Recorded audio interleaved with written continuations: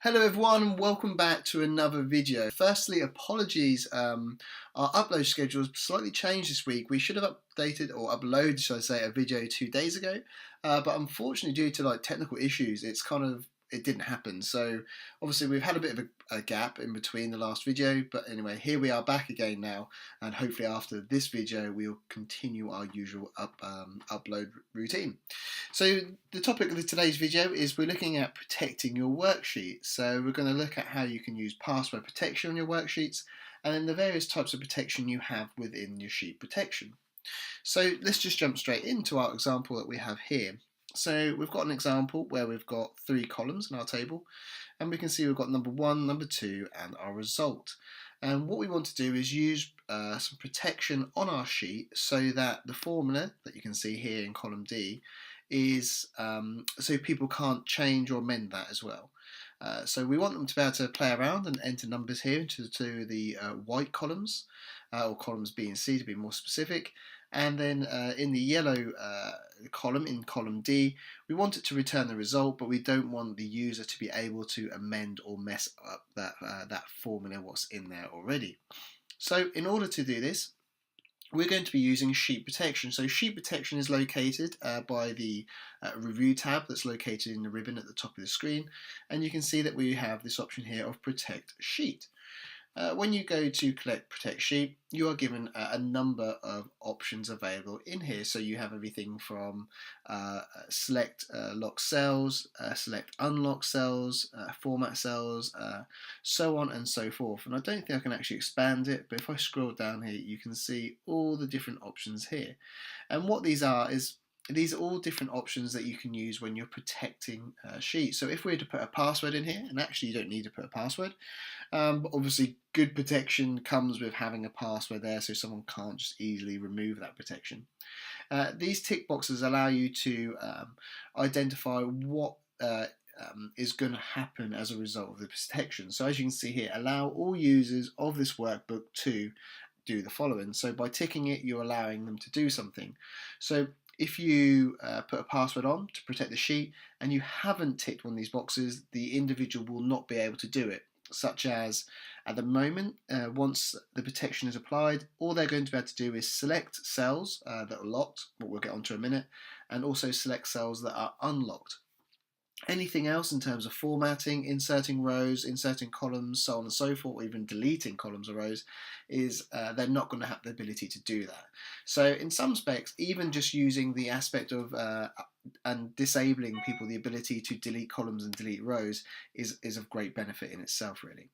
So that's what we're going to be using, but before we get to that, we'll talk more about the whole locked cells aspect before we go into do the protection.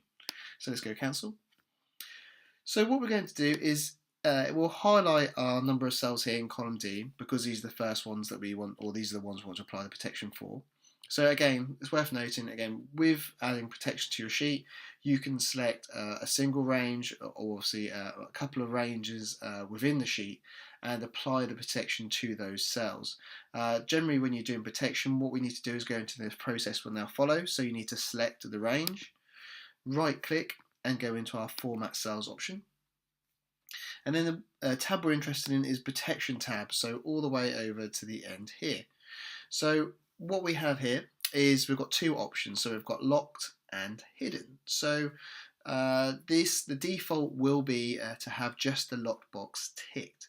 So obviously by locking a cell, it means that when protection is applied, the cell is locked, so the user will not be able to do anything with that cell. And it might be worth just going for an example first. So let's say using as default, so all cells have that locked feature ticked. If I was to protect, and we'll put a simple password in here, as in PASS, and go OK, and we've got to re-enter our password again, and go OK. You can see that protection is now on because obviously the option here is unprotect. If we now go to one of our cells, you can see we can navigate across the sheet, we can click anywhere we wish, but if we were to double click into a cell, we're going to receive this error message that the cell or chart you're trying to change is in our protected sheet. You need to obviously unprotect the sheet if you want to make a change. So you can't click in there, you can't type in there, it's not going to let you do anything across the sheet. So And that's great for our purpose in that the individual can't actually do anything in this sheet.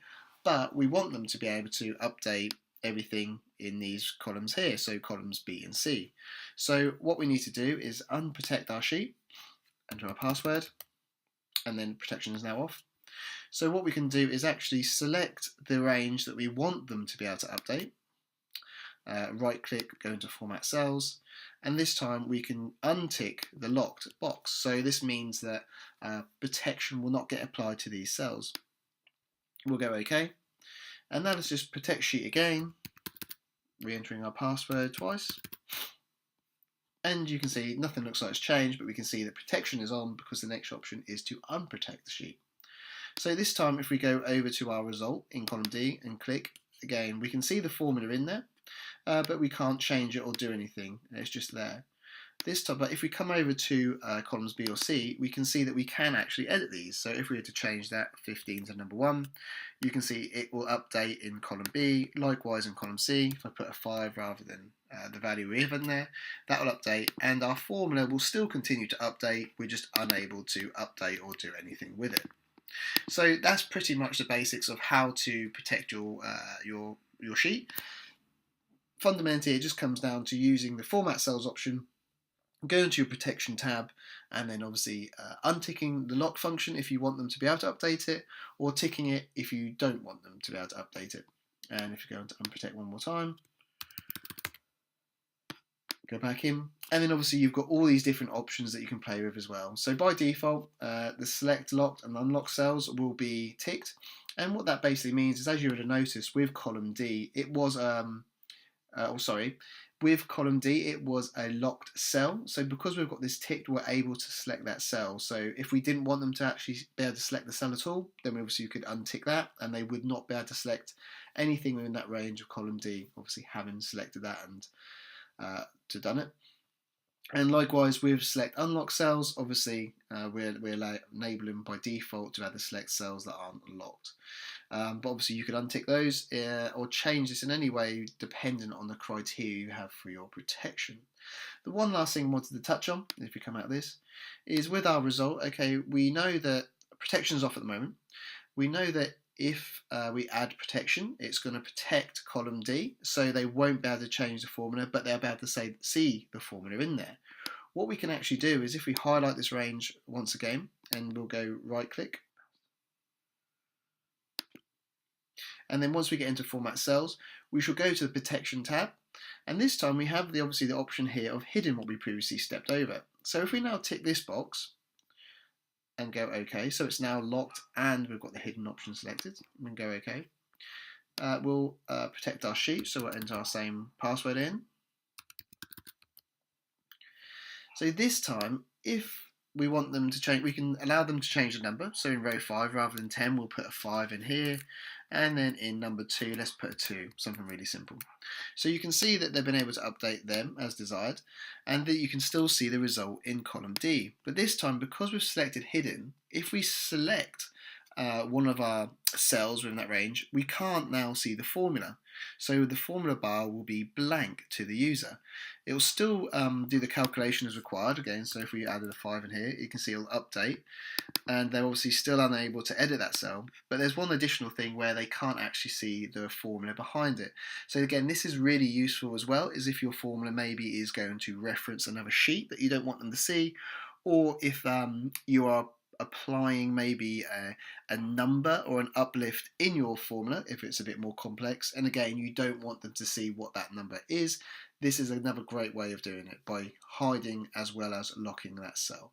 So we hope you found that very useful. It's certainly a really great function to use in Excel, especially if you're sharing your workbook with other users and requiring other people to populate the information.